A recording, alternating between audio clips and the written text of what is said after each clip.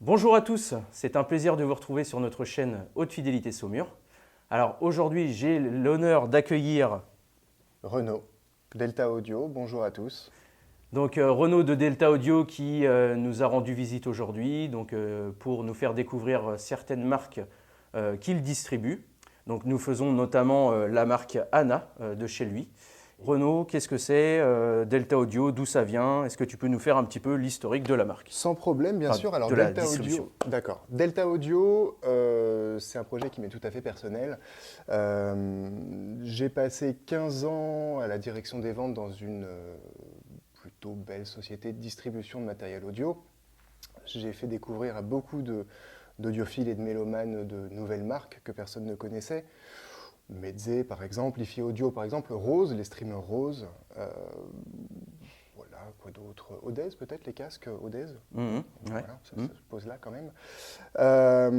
Et il y a maintenant 1 an et demi, bientôt 2, j'ai quitté cette société pour me lancer dans un projet personnel, encore une fois, qui est Delta Audio. Delta Ouais. Audio. Voilà. Delta Audio, c'est quoi? C'est encore une fois mon projet personnel et c'est ma vision personnelle de la hi-fi, ma vision, mes goûts, les produits que j'aime.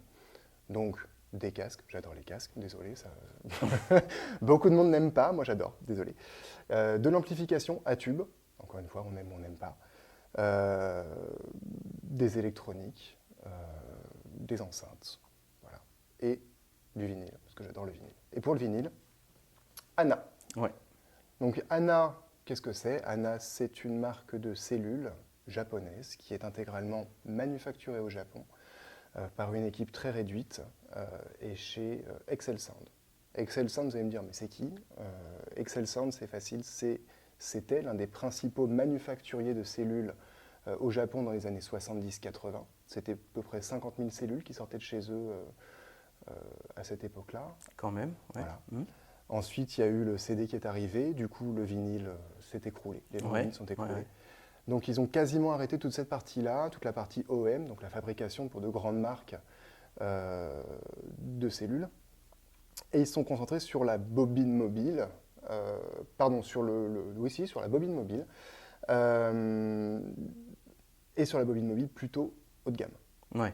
Voilà. Donc aujourd'hui, on a Anna qui sort de chez eux, qui est leur marque propriétaire, Etsuro Urushi pour les aficionados de la cellule très haut de gamme, par exemple. Voilà, que dire de plus? C'est une marque qui se compose aujourd'hui de 4 modèles. Euh, dans les modèles, on va avoir l'entrée de gamme qui va être la série E, un diamant Mhm. elliptique collé qui se fait en bas niveau et en haut niveau. Alors, bas niveau, ça nécessite un préampli phono dédié, un préampli MC qui va permettre d'ajouter beaucoup de gains. Au niveau, on peut rentrer sur une entrée phono, une sortie phono, pardon, sur un amplificateur de salon. Donc pas besoin d'avoir un ampli dédié. Ça permet vraiment d'avoir tous les bénéfices de l'AMC Mhm, tout à fait. avec la facilité d'utilisation d'un pré-MM. Ouais. Et après, donc pour les autres gammes, Donc l'AEL, EL, EH, L bas niveau, H haut niveau, ouais, elliptique collé. Ensuite, on arrive sur la S, diamant Shibata, qui est un diamant nude, c'est-à-dire intégral. C'est un diamant complet qui est directement inséré dans le cantilever, la petite tige. Donc il n'y a pas de colle,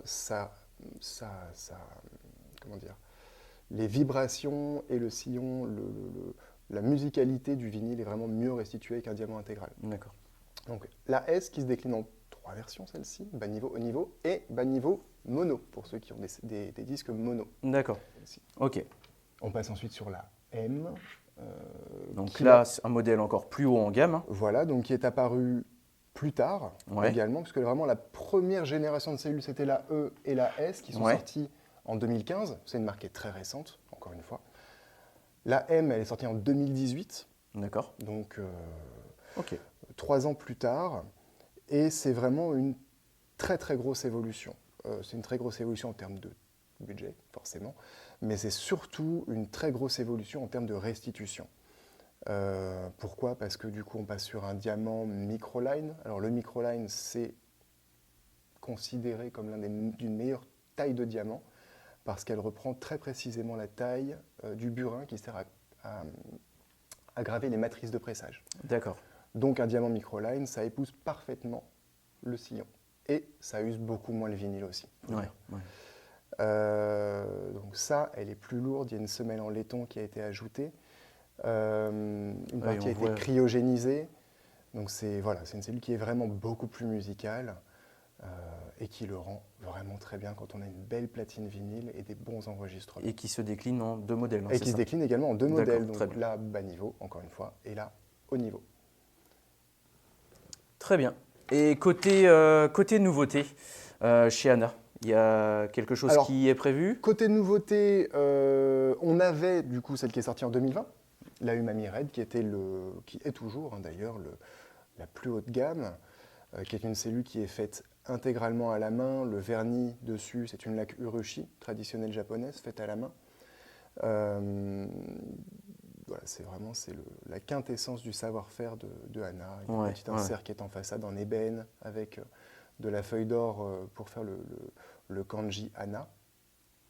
Et du coup, d'ici peu de temps, puisque je ne sais pas encore quand sortira la vidéo, mais début mars, du coup, on aura le plaisir d'avoir la Umami Blue, qui va être la petite sœur de la Umami Red, et qui va venir se placer du coup entre la Red et la M. D'accord, très bien. Ok. Bon, fort intéressant tout ça. Et sinon, donc chez Delta Audio, quelles sont les autres marques que tu distribues? Alors, voilà, vraiment pour que les personnes qui nous regardent en sachent un petit peu plus sur Delta Audio. Ouais, alors je vais en revenir pour commencer sur le casque. Donc le casque audio aujourd'hui, 2 marques qui sont des marques chinoises, qui sont intégralement fabriquées dans une usine qui emploie premièrement des bois de forêt éco-gérés et qui sont assemblés par des artisans. Tous les casques sont intégralement démontables, donc s'il y a un problème, on peut le démonter, on peut le réparer. On peut changer facilement les pièces et autres. Voilà. Même le câble est détachable, ce qui permet en cas de casse, en cas de problème, de changer et même d'upgrader pour aller plus loin avec le casque. D'accord. Donc 2 marques, Sivga, S-I-V-G-A, c'est un peu dur à prononcer, et Sendy, qui est la marque haut de gamme de la maison Sivga, qui va faire du planard avec des casques beaucoup plus chiadés en termes de finition, avec du cuir véritable, et vraiment une définition qui est repoussée. D'accord. Et le plus gros de la gamme, du coup, le Peacock, a reçu un diapason d'or l'année dernière. D'accord, donc récemment. Okay. Voilà. Donc voici pour les casques. Les amplis, Felix Audio, qui est une marque polonaise, intégralement manufacturée en Pologne. Du tube, que du tube. Que du tube. Que du tube, ouais. C'est assez exceptionnel comme produit, et si vous avez l'occasion de les écouter, surtout je vous invite à le faire parce que ça marche très très fort. Ça marche très fort avec un casque, mais ça marche aussi très fort en préamp sur une chaîne hi-fi. Ça permet de rajouter ce petit côté tube. Tout à fait. Chaud, rond, toujours un peu cosy. Je confirme, on a fait quelques petits essais dans la salle à côté, donc je confirme. Donc Felix, voilà, qui est marque polonaise, qui a été par la famille Felix, du coup ça ne s'invente pas, et qui vient de sortir un nouvel amplificateur casque et du coup préampli hi-fi pour le Paris Audio Video Show, donc en novembre dernier. D'accord, ok. Ensuite, après Felix Audio, Ferum Audio, polonais également. Ferum Audio, c'est extrêmement récent, c'est une marque qui s'est lancée au début du premier confinement. D'accord. Donc 2020, c'est très très récent vraiment. Ouais. Mais ce n'est pas des débutants. Ferum Audio, on ne les connaît pas sous le nom de Ferum, mais on les connaît sous le nom de MyTech Digital. MyTech Digital, des DAC qui sont extraordinaires, les Manhattan, les Brooklyn, c'est des DAC qui sont extraordinaires. Et donc il y a eu une scission, et les ingénieurs qui sont restés ont créé Ferum, qui a sorti à ce jour 3 produits, une alimentation hybride extraordinaire qui permet de booster n'importe quel appareil pourvu qu'il soit muni d'une alimentation à découpage. D'accord. Un convertisseur et ampli casque qui est dingue, et un ampli casque qui est parmi l'un des plus puissants du marché, tout simplement. Et là, le mois prochain, un convertisseur de salon qui sortira, et qui devrait avoisiner les performances du Manhattan, si je ne dis pas de bêtises, pour la moitié du prix. D'accord, ok. Voilà, grosso modo.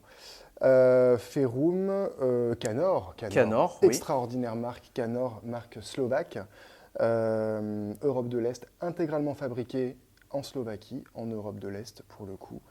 Mais intégralement, hein, du châssis, ça arrive en plaque d'alu, ça sort avec un châssis fini anodisé sur place, etc. Ouais. Jusqu'à la fabrication de la carte mère en elle-même, où ils utilisaient un procédé qui est propre à eux, qui leur permet de... alors je ne me rappelle plus du nom, c'est pas grave, mais ça leur permet d'obtenir quasiment les performances d'un câblage en l'air avec une soudure point à point, Ouais. mais avec une carte mère. D'accord, ok. Donc toute la flexibilité d'une carte mère avec la qualité d'une soudure et la performance d'une soudure point à point. Voilà, donc Canor et Epos, des enceintes qui renaissent de leurs cendres. Beaucoup les connaissaient, puisque c'était à l'époque une des plus grosses marques, je pense, vendues en France, et qui était très généralement vendue avec du cric, puisque ça sortait de la même usine. Et depuis 2020, ça a été racheté par Fink Team, pareil qu'on ne connaît pas, hein, bien entendu, mais qu'on connaît parce qu'ils sont à l'origine de Q Acoustic, de QLN, d'une partie de Tannoy, de Mordon Shore, etc., de plein de belles marques d'enceintes. Donc une marque qui a disparu pendant un moment et qui voilà. là revient et qui vraiment... renaît complètement de ses cendres, ouais. Et qui revient avec leur modèle iconique qui était l'ES14, et qui revient sous le nom de ES14N pour New. D'accord, voilà. Ok, très bien. Bon. Et c'est à peu près tout, et c'est déjà pas mal. C'est déjà pas mal, ouais. Je pense qu'on a fait à peu près le tour des marques que tu distribues. Ok, donc il y a matière à faire. Voilà. Pourquoi pas, à l'avenir, des futurs salons pour découvrir donc, les produits de Delta Audio directement ici au magasin. Absolument. Et puis je pense que on a fait le tour hein, sur tout ça. Hein ouais. Bon, écoutez, j'espère que cette vidéo vous aura plu. Si ça vous a plu, n'hésitez pas à liker, laisser un commentaire, partager, vous abonner. Et puis on se retrouve bientôt. Allez, salut!